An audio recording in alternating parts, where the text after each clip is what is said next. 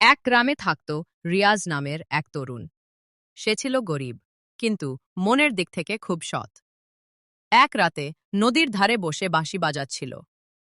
হঠাৎ চাঁদের আলো ঝিলমিল করে ভেসে উঠল এক রূপসী মেয়ে, সাদা পোশাক, লম্বা চুল, চোখে ঝকঝকে আলো।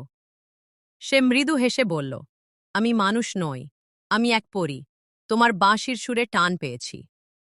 দিনের পর দিন, রাতের পর রাত তারা নদীর ধারে দেখা করত। রিয়াজ তাকে ভালোবেসে ফেলল, পরীও তার প্রেমে ডুবে গেল।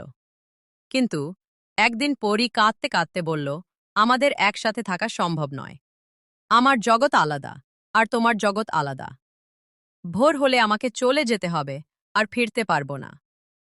ভোরের আলো ফোটার সাথে সাথে পরী মিলিয়ে গেল কুয়াশার মতো। রিয়াজ সেই নদীর ধারে প্রতিদিন বাঁশি বাজায়, যদি কখনো চাঁদের আলোয় তার প্রিয় পরী ফিরে আসে।